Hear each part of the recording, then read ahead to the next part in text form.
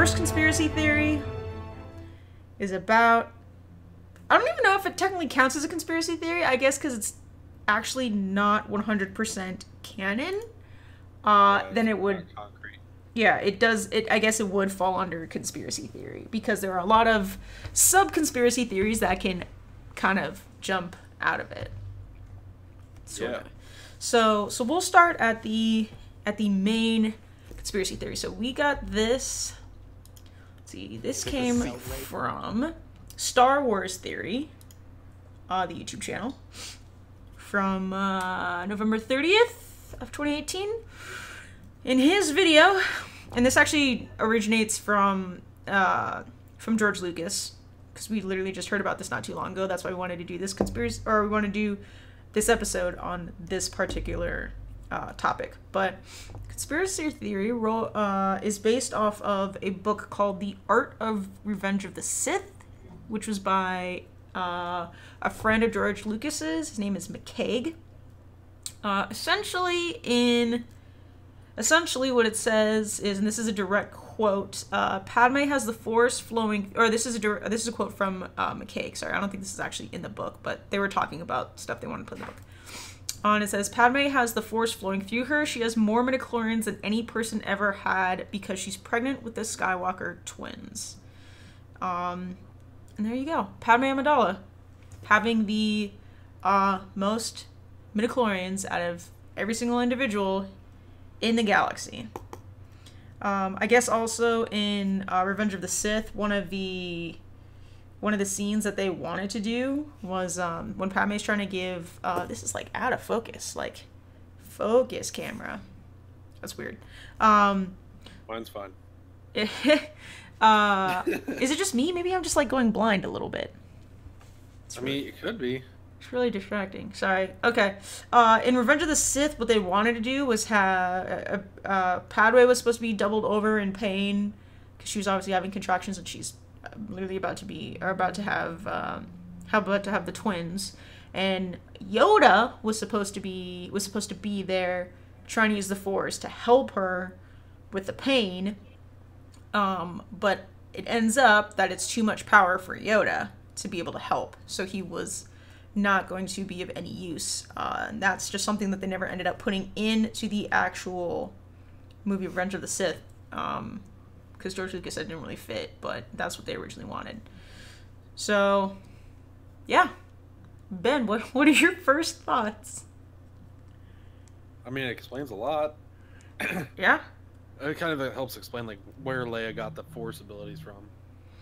So I agree, but this is the problem this is my like initial thought problem with it is if it's based off like if it's like a direct thing and it's all like genetics, that means that essentially what has to happen is in order for you to have a high midichlorian count, you need to get it directly from your parents. Mm-hmm. The problem with that is that over time, everybody's midichlorian count is just going to naturally increase, right? Because everybody is Force sensitive to some sort of degree. Just some people, like, you never notice it because theirs is just so... apparently their midichlorian count is just so low. They also mentioned in the video that he was, like, trying to do some, like, interesting math. Like, if... because I guess in Phantom Menace... Qui-Gon Jinn mentions that Anakin Skywalker's midichlorian count is like over 20,000, which is like the most they had ever seen, and that's what made Qui-Gon Jinn think that he was the chosen one and that he would bring balance to the Force because of his midichlorian count. However, he also mentions that would that mean essentially that Shmi, his mother, would have an even higher midichlorian count. I'm sorry, would have also a high midichlorian count in order to birth Anakin for him to have a high midichlorian count. You know what I mean? Which is like really weird because like because Anakin's the Force baby, that's right. Yeah. Unless he gets the midichlorians randomly from the Force and not from Shmi. Probably. Or he 'Cause- got it from killing younglings. Killing younglings. No, because when they picked him up when he was 10, he had that high midichlorian count. Yeah, I know. It just. Well, I mean, like it's funny because like Qui-Gon wasn't wrong about him bringing balance to the Force because like He did twice. the Sith were really like really low in numbers, and then the Jedi had all these Jedis and Yep. younglings and stuff, and he just chops them all down, and it's like, well, I'm bringing balance to the Force, Master. What do you want? Well, you gotta remember, he technically brings balance to the Force twice. There's that one in Revenge of the Sith, and also in the original trilogy when he kills Palpatine. Oh, yeah. Or sorry, Or he just chalks him over Sidious. the side. Yeah. So he technically, Chalk. by definition, is the chosen one. He does bring balance to the Force for both sides. My mother is calling me. You're gonna have to wait, Ma. Yeah, but this is where like a whole branch of other conspiracy theories come from, because I know a majority of people don't like the whole midichlorian thing because I don't like the precedent that it sends, which is like, you know, in order to be powerful, you have to come from somebody powerful. That's why I like the idea of Rey coming from essentially nobodies, even though that still might be a lie. We'll have to wait till like episode 9 for that. I was gonna say, like, I really didn't care for, like, it didn't bother me that much because I mean, like, even like Yeah. with episode 8, like you kind of saw like just a little stable boy bringing a broom over to himself. I was like, holy crap. Yeah, That's exactly. So- Sorry, go ahead. I was gonna say it really doesn't show like, you know, they come from a strong like background or anything with that. It's like, okay, well, it's just random. Yeah, and that's the Disney message they're trying to send, is you don't have to come from this crazy talented family. You can just, you know, you could just be born with it, or you could just pretty much learn it. I mean, that's the cool thing about Rey, is if she did, quote unquote, come from nobodies and she's that powerful, that means anybody can be that powerful of a force wielder. So I like that sentiment. It's very Disney-esque, feels very nice and warm and fuzzy. See, I want the dark Disney to show though too, like, you know, Black Cauldron. That was like a super dark movie from them. I want to see that kind of get incorporated into Star Wars a little bit. No, I understand that, but I mean like that tone, Yeah. because it works on the dark side too. You don't have to come from, and I think it's a little bit different on that side anyways, because they don't have like families of fucking like, you know, Yeah, it's not like Sith. the Skywalkers. Yeah, exactly. It doesn't work the same on that side, and they clearly can get very, very powerful. Like, for as far as we know, Palpatine doesn't come from some crazy, talented, high midichlorian count parents, or neither. God, we don't really know anything about Snoke, but I mean, obviously Ben Solo does, because he has Leia's fucking genetics, and Han is just, you know, it's just Han, so he probably doesn't have a whole lot of anything. But He got Han's good hair. he did get Han's very, very good hair. You're right. But yeah, I don't know. I mean, so if it's like a math problem here, and Padme has more, I mean, obviously that means Padme has more midichlorians than Anakin, so she has to have over 20,000, have over 20,000 midichlorians compared to Anakin. That also poses a question of, why didn't we see Padme ever use the Force? Obviously she wasn't trained, but I mean, she was like, she kind of seemed like, well, I mean, they never really gave any background behind her, but like she was always good with shooting like lasers and everything. yeah, but I feel like if So it's she's, kind of like a weird thing. I know, but I feel like if she's that Force sensitive, they would have used that to their advantage and shown, like, given a little bit of like. It was kind of like something. very subtle. Like I could see like some very subtle things. Like she didn't trust Palpatine as much later on. That's true. She never Like, really she trusted started- him from the Yeah, start. she started getting like very like subtle like things where she's like, I don't really trust these guys, keeping an eye on them and stuff. Yeah. Which was really cool. Like I mean, like it's kind of subtle hints of that because. Yeah. It's just like that's the only things I can think of, like with her, like maybe showing like some subtle hints. Plus, like the arena battle scene where she actually fought Yeah, instead but of being just like some princess queen type of ordeal. first of all, there are no such just princesses in the Star Wars universe, thank Well, the yeah. Lord. But no, I don't know. I don't think I saw anything that seemed particularly out of the ordinary in like those No. battle scenes. Like it just seemed like any person could have picked up and kind of did those sorts of things if they were that brave. Yeah. So that's why that didn't really catch me. But you do mention a good thing that has me curious now is like her ability to not really trust Palpatine when everybody else in the Senate did enough to make him Chancellor. So she might have some like straight up like Leia fucking like Force, you know, like abilities. Not really to like read minds, but like to kind of get that little Spidey sense. Yeah, exactly. That's a good way to put it. A little bit Spidey sense. So she just might have, I mean, we don't know all of the Force powers. They might not all be, like, physical. I mean, obviously we know, you know... Well, I mean, you always hear the whole thing. I've got a bad feeling about this. Yeah, exactly. And then Obi-Wan being able to, like, change, you know, the fucking stormtroopers, their minds into doing stuff. Rey could do the same thing. And if you notice, like, that's not an easy trick to be able to do. Like, Qui-Gon could never do it. In Phantom Menace, he was unable to do it.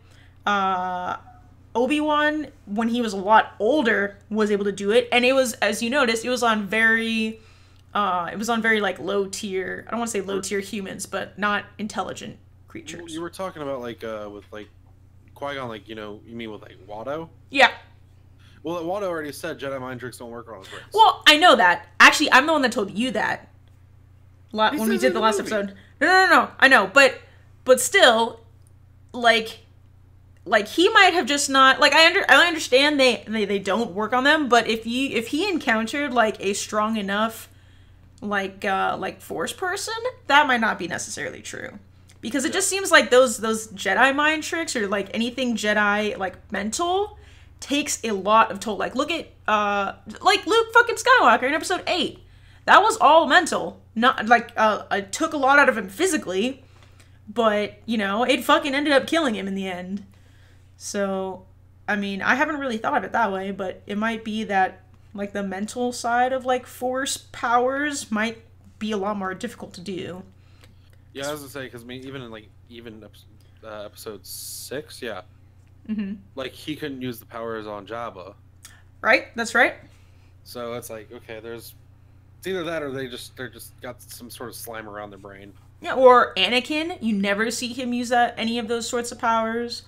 Fucking Kylo isn't able to do it. The only person that is Rey to a small extent, but then again, this is like when she's just either remembering her Force abilities or learning her Force abilities, and then Snoke.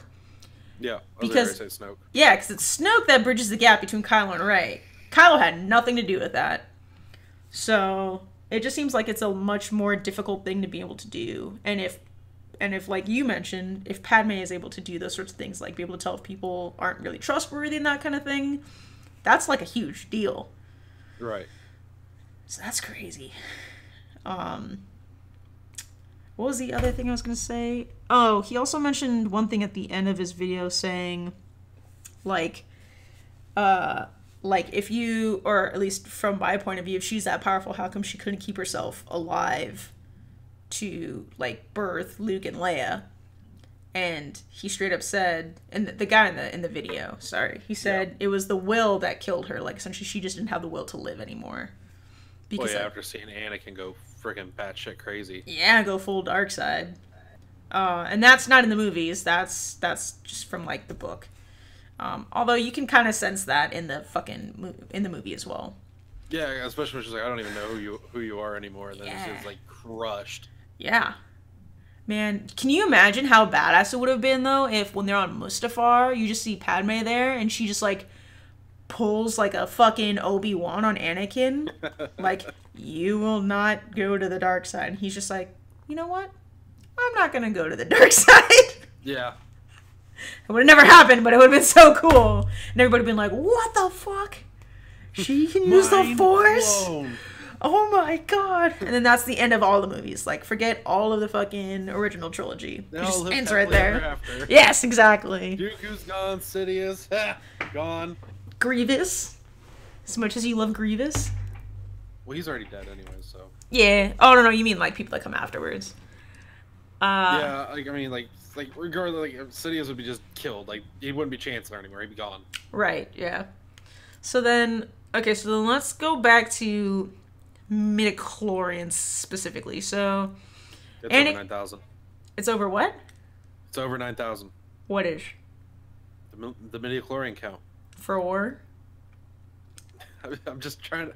I'm making a joke. Like, okay, so like when you were saying how like Anakin's is over such and such. Mm-hmm. Like, what was it? 40,000. 20,000. 20,000. Yeah.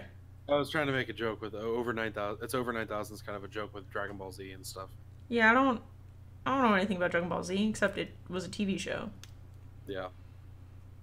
And that dude with the gold hair, that's like fire. Looks like fire on top of his head.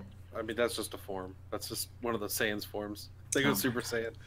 Oh my lord. Anyways, just imagine if Anakin has over 20,000 midichlorians, Padme has more than that. The two of them get pregnant and have twins. Each of those twins probably has similar amount of midichlorians, maybe, which means they both have to have more than Padme. I mean, obviously more than Anakin, more than Padme, if that's, because that's what it fucking sounds like, is how it works, according to this theory, which would mean that Luke and Leia would be more powerful than both Anakin and Padme as time goes on. Which, in addition, means that Kylo would be more powerful than Luke and Leia. I don't really like the idea of Kylo being more powerful than Leia. I don't like that idea because we haven't seen what Leia is capable of, but we have seen what Luke is capable of. Through space. No, but you know what they're doing with her in Episode 9, right? No, not from what I heard. Other than like she was supposed to be training with Luke, but they're still doing that. Oh, are they? Supposedly, yeah. Potential spoiler. How Luke's gone. Yes, he is, but he is like 99% gonna be a Force ghost. Okay. Along with potentially Obi-Wan Kenobi, apparently. Ewan McGregor? Potentially. Especially if they're trying to push an Ewan McGregor Obi-Wan trilogy. That'd be interesting. Yeah, I mean, what's a better way to get Obi-Wan back into Star Wars than by reintroducing him in the current trilogy before giving him his own trilogy? And then Darth Maul can be back on the big screen. Yes, absolutely. Especially, you know what'd be sick to see is the battle between Obi-Wan and Darth Maul during Rebels. That'd be sick. I haven't seen much of Rebels. Oh, it's so good. It's like at the end. It's like, towards, I think, halfway through season 4. Or is it end of season 3? Whatever. Anyways, such a good battle. And fucking Obi-Wan Kenobi just destroys him. It's so good. But yeah, so the thing is like, Kylo's still pretty young. And we don't really get to see him do anything that crazy, like, powerful yet. Yeah. Especially since he seems super uncontrolled. So... Well, he's, like, going through those, like, awkward teen years. Uh-huh. So, like, he's got a crush on a girl. He's picking on her right now. He's not getting his way all the time, so he's throwing temper tantrums. Mm-hmm. I mean, it's just those awkward teen years. Maybe he'll, like, get through puberty real quick in the next episode and be ready to be a man. I mean, he's, like, going through, like, Jedi puberty. Not, like, actual puberty, because he's, like, in his 20s. In the movie, apparently. Some shit like that. Well, I mean, he's a late bloomer. Clearly. But I guess that just shows us that he has so much more potential than we've ever seen. If he's, by this theory, if he has a higher midichlorian count than Leia. Yeah. I mean, I don't even know. I don't even know what he might be capable of. I was gonna say, he's not even really a Jedi anymore. Like, he's technically pretty much full-fledged Sith now. Yeah, but people want to see him be redeemed, and I'm like, you can't really redeem yourself when you've killed your father, if he did kill his father, which there's another conspiracy theory on how he didn't actually kill his father. That's a good one, too. Where Han is the one that pressed the button. Mm-hmm. Yeah, which, I like that one. I do, too, actually. I 100% do, except, you know, I think it's interesting. Why would he say thank you? Yeah, and it makes sense, like, especially because, like, in episode 8, like, he didn't have the balls to shoot his own mom, so... Yep. Well, also, it kind of makes sense. Also, I guess there's a thing where people feel more, like, attached to their mother. I think that's a thing, like an Oedipus complex? Like, actually, though. Yeah. 100%. Okay. I thought you were like with the Oedipus route. I'm like, No. I don't mean like I don't mean like romantically. I mean like yeah. I'm pretty sure he has a crush on Rey. I don't know, but there's nothing I want more in this trilogy than Reylo. I ship it. Yeah, I mean, he's got to get the balls to ask her to the prom for this, the First Order. The Jedi prom? The First Order ball? Yeah. I'm hardcore shipping Reylo, please. Those were my favorite scenes in episode 8 too, whenever they bridge the gap, or they had like little like force. I call it force FaceTime. Force time. Oh God.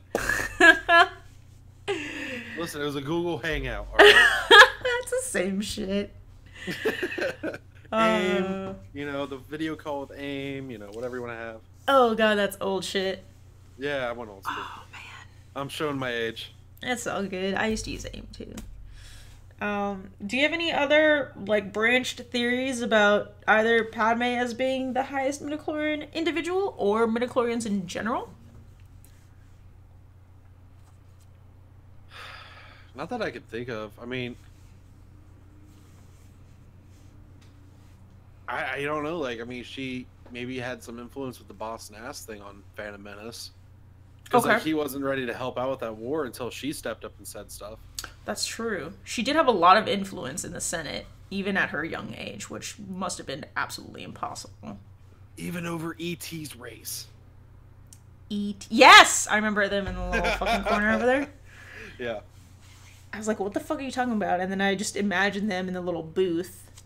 And I was like, yeah, oh, which wait, I didn't yeah. even catch until it was shown online. And I'm like... Yeah, that's where I found it. I was like, I hate that movie, but that's pretty good. I used to be terrified of E.T. Dude, he's still creepy looking. Mm-hmm. I will never show my kids that movie. That's just creepy. No. And it led to the worst video game ever. Yikes. It's just not meant to be a video game. There's nothing interesting enough about it. No, I mean, flying the bike, that was about it, but I could do that in Tony Hawk on a skateboard. This is true. You 100% could. But, yeah, no, like, the only other things I could think of was, like, the whole Senate thing and then the Boss Nass. But, outside of that, not really. Like, I could see it just because, I mean, you really don't have any background on our parents. That's true.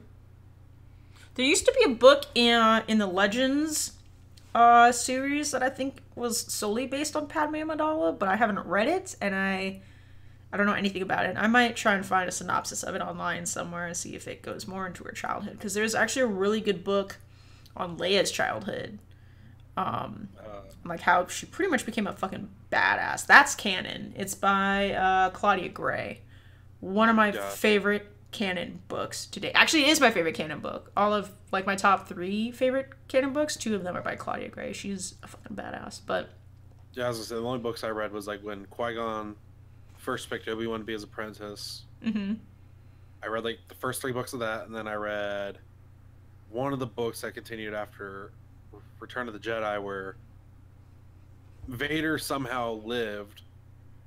Okay. And he was fighting with Luke and them, and they cloned Vader in order to keep like the Empire together. That's really fucking weird. Figurehead's still there, but the clone was actually an evil Vader. Because Vader wasn't already evil enough as it was. Well, Vader turned to the good side, so I'm like, really? Okay. He flips sides so fucking much. Like, just pick a side and stick to it. Make up your mind. I don't think he knows how to. Flip-flops more than a fish out of water. Jesus.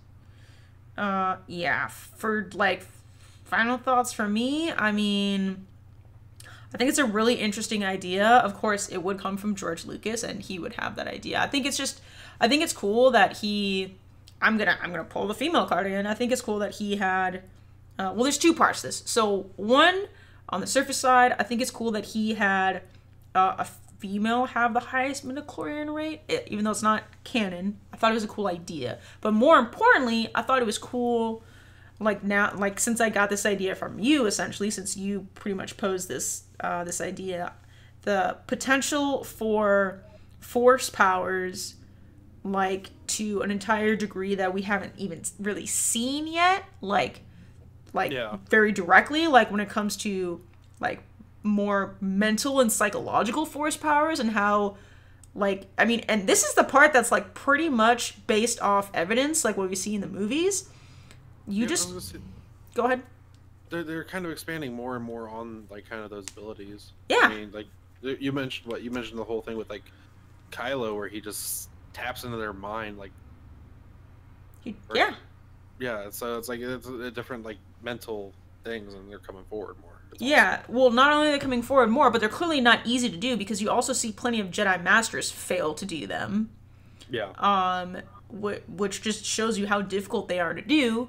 But in addition, because you'll never see it really that often, it also proves how difficult they are, probably how much training they take, or just how force sensitive you have to be and able to like be able to use that serious of a power. But also, on top of that, it might be like a whole thing where like, would you rather be really good with a lightsaber, or would you rather be able to read people's minds? Like, which one sounds cooler? You know what I mean?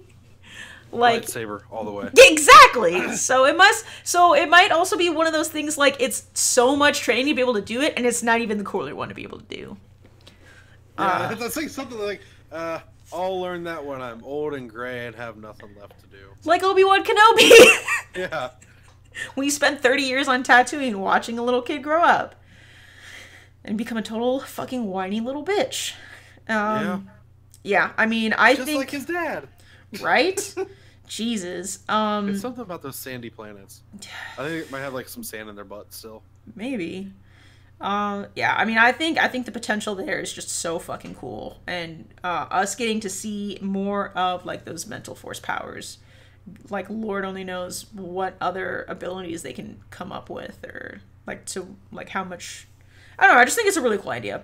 Whether it has to do with midichlorians or not with midichlorians is like whatever, but I know everybody hates midichlorians. I understand the idea of it, but I'm not entirely fond of it because then it just becomes a math problem and it's just like this linear sort of thing, and I just don't like it.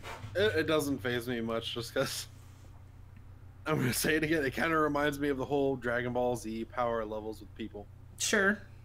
I think if you don't think too deeply about it, like before we even talked about this whole thing, like when I was little and I was watching it, like when they first came out, I didn't give a fuck about midichlorians. I was like, oh, cool, midichlorians, sure, whatever. Like, well, yeah, I was like, oh, that explains a lot. Yeah, right? And I was like, oh, okay. But when you really start to dig into it, that's when it kind of gets a little bit like, oh, wait a minute. This might potentially be kind of fucked. Yeah. Yeah, that's all I got for our first conspiracy theory. Ben, you got anything else? No, other than that, I got potato for brain, so. All right. Yeah, I can't think of anything else. All right, well, with that, may the force be with you.